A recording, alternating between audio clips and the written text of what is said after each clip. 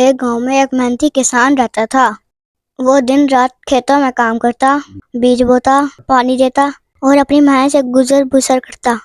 کسان کے 4 بیٹے تھے، لیکن سب ہمیشہ ایک دوسرے سے لڑتے جھگڑتے رہتے۔ وہ چھوٹی چھوٹی باتوں پر بحث کرتے اور کوئی کام مل کر کرنے کو تیار نہیں ہوتے۔ کسان کو یہ رویہ بہت دکھ دیتا تھا۔ وہ جانتا تھا کہ بیٹے ایسے ہی لڑتے جھگڑتے رہے ایک دن مشکلات میں گر جائیں گے۔ کسان نے کئی بار ان کو سمجھایا کہ آپس میں اتفاق رکھو، مل جل کر کام کرو، لیکن بیٹوں پر کوئی اثر نہ ہوا۔ آخرکار کسان نے ایک دن ایک چالاکی بھرا طریقہ سوچا تاکہ وہ اپنے بیٹوں کو عملی طور پر سبق سکھا سکے۔ کسان نے سب بیٹوں کو اپنے پاس بلایا اور ان کے سامنے لکڑیوں کا ایک مضبوط گٹھا رکھ دیا۔ اس نے کہا، بیٹو ایک گٹھا توڑ کے دکھاؤ۔ سب سے بڑا بیٹا آگے بڑھا۔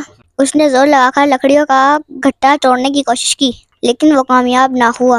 پھر دوسرا بیٹا آیا، اس نے بھی پورا زور لگایا، لیکن گٹھا نہ ٹوٹا۔ تیسرا اور چوتھا بیٹا بھی کوشش کرتے رہے، لیکن گٹھا جو کا توں رہا۔ اب کسان نے گٹھا کھولا اور لکڑیاں الگ الگ کر کے ہر بیٹے کو ایک ایک لکڑی دی۔ اس بار سب نے آرام سے لکڑیاں توڑ دیں۔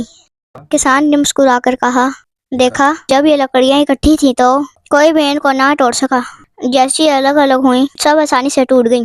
بالکل اسی طرح اگر تم سب اکٹھے رہو گے تو دنیا کی کوئی طاقت تمہیں شکست نہیں دے سکتی، لیکن اگر آپس میں بٹ جاؤ گے تو لوگ تمہیں آسانی سے نقصان پہنچا لیں گے۔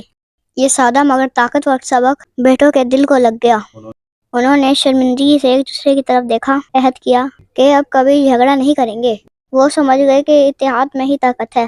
اس دن کے بعد چاروں بیٹے مل کر کھیتوں میں کام کرنے لگے۔ انہوں نے زمین کو اور بھی محنت سے سنبھالا، فصلیں بہتر ہوئیں، آمدنی بڑھی اور گھر میں خوشحالی آ گئی۔ کسان اپنے بیٹوں کو اکٹھا دیکھ کر مطمئن ہو گیا۔ یہ کہانی صرف کسان اور اس کے بیٹوں کی نہیں، بلکہ سب کے لیے سبق ہے۔ زندگی میں آگے بڑھنے کے لیے محنت کے ساتھ ساتھ اتفاق بھی ضروری ہے۔ اگر ہم چھوٹی چھوٹی باتوں پر جھگڑنے کی بجائے ایک دوسرے کا ساتھ دیں تو سب سے بڑی مشکل آسان ہو جاتی ہے۔ سبق: اتحاد اور اتفاق کامیابی کے لیے سب سے بڑی طاقت ہے۔